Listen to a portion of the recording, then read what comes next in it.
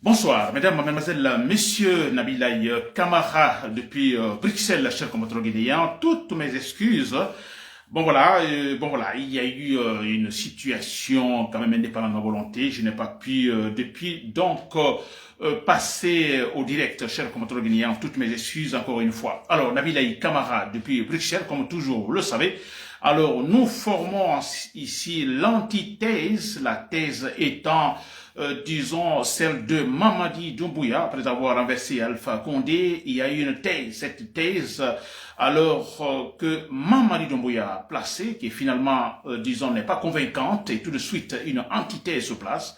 Une antithèse avec le but, une autre synthèse, chers compatriotes guinéens, synthèse positive cette fois. N'est-ce pas? Alors, mon thème ce soir, ce samedi soir, alors je parle de, en fait, la soi-disant campagne présidentielle qui me fait sourire et d'ailleurs qui me pousse à rire, donc dans l'eau, comme on le dit, cher compatriotes, n'est-ce pas? Et là, je m'adresse aussi toujours d'ailleurs aux chers soldats patriotes, c'est-à-dire eux seuls peuvent mener ce grand changement que nous souhaitons, un changement positif, un changement radical, un changement rationnel, chers compatriotes, n'est-ce pas? Très bien, pour commencer. Alors, vous l'avez remarqué, alors ces gens, je parle des autorités actuelles qui sont dans une campagne présidentielle, une campagne, je mettrai entre guillemets, une campagne présidentielle quand même qui fait rire, hein, c'est vrai. Alors, le candidat du pouvoir, on ne le voit pas. Ça, c'est un fait surprenant. Moi, je n'ai jamais vu de telle, disons, campagne présidentielle. On ne le voit pas, sillonné par-ci, par-là. Ce sont plutôt les subordonnés ou ces subordonnés qui sillonnent par-ci, par-là, qui dansent par-ci, par-là. Chaque motoguinien, c'est quand même étonnant.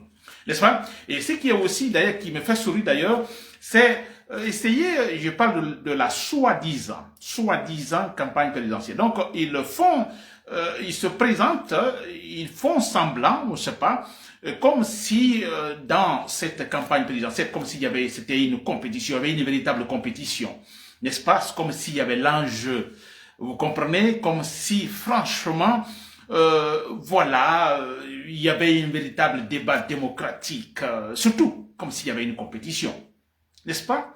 C'est quand même incroyable. Et ce n'est pas le cas. C'est pour tromper, ce n'est pas le cas. Et quand on les voit danser par-ci, par-là, franchement, on a l'impression que, alors, ces élections présidentielles, disons, pour arriver à une victoire, c'est tout à fait difficile. Il faut un véritable combat. Vous comprenez, il faut une véritable mobilisation. Vous comprenez?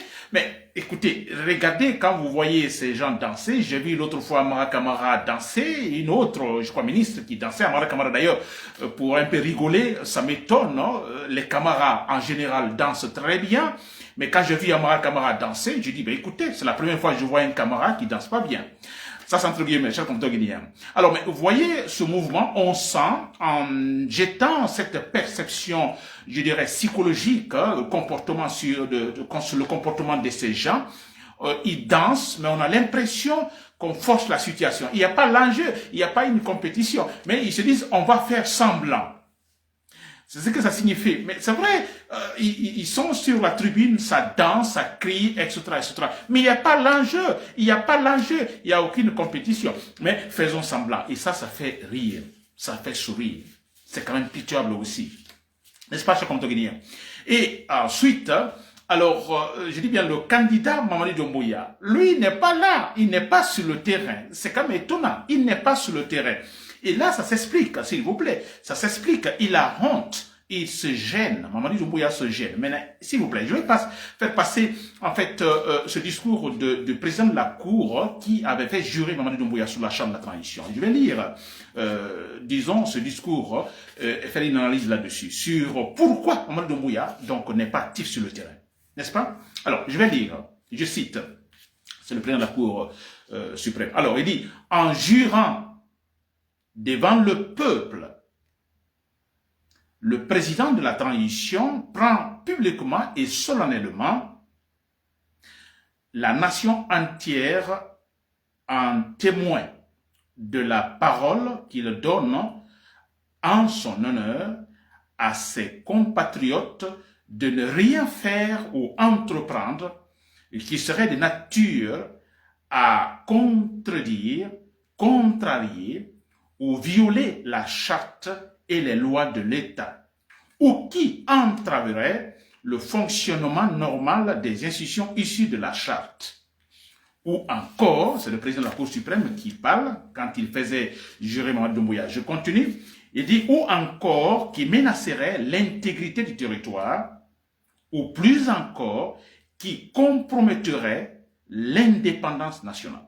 Fin de citation. Ça, c'était le discours du président de la Cour, vous vous rappelez. C'est ça. Et Mamadi Doumbouya qui répond, je cite, « En cas de parjure, que je subisse les rigueurs de la loi. » Il dit enfin, je le jure. Fin de citation. Vous comprenez cela, combien de fois c'est conçu, combien de fois c'est clair et net. Alors quand j'entends, disons, le président de la Cour, en fait, donner ce discours, franchement, je me dis quand même, il a osé faire lire Mamadi Doumbouya un tel discours, qui est très clair, qui est très rationnel. Mais c'est vrai. Vous voyez ce passage en jurant devant le peuple.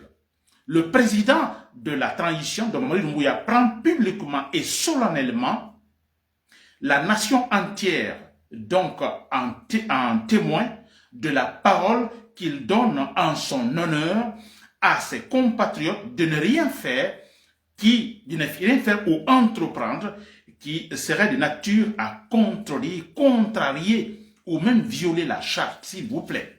C'est le discours du président qui a fait jurer Mamadi Doumbouya le jour de la prestation de serment. Et après cette lecture, Mamadi Doumbouya dit en cas de parjure que je subisse les rigueurs de la loi. Je le jure. Vous voyez cela? C'est quand même tellement clair, j'ai jamais vu ça nulle part. C'est très clair. Et c'est pourquoi les chers patriotes, soldats patriotes qui m'écoutez, s'il vous plaît, relisez ce discours du président de la Cour seulement, ou ce discours tenu pendant la prestation de serment de Mamadi Doumbouya. Lisez, relisez plusieurs fois. Vous aurez raison à 100%, n'est-ce pas, pour un coup d'état militaire, pour renverser Mamadi Doumbouya. Je crois qu'après, lui-même, Mamadi Doumbouya, quand il sera renversé, quand il sera pris, ça nous rappellera le cas Alpha Condé. Quand Alpha Condé était pris, je crois que nous avons tous eu Alpha Condé, donc il était avec les éléments des forces spéciales. Alors, il était dans une situation où lui-même, il s'est dit, bon, écoutez, c'est vrai, je suis parti trop loin. Parce qu'Alpha Condé le disait, un président qui vient au pouvoir, qui confisque, qui triche les élections, qui change la constitution, qui crée une constitution sur mesure, qu'il faut-il faire? Il faut prendre les armes. Alors ce jour-là, quand Alpha Condé a chuté, qu'il était avec les éléments des forces spéciales, je dis bien Alpha Condé qui baissait la tête, alors il se dit intérieurement, écoutez, je n'ai pas raison. Il ne dira pas, mais là, il a pensé, oui, je suis parti trop loin, je n'ai pas raison.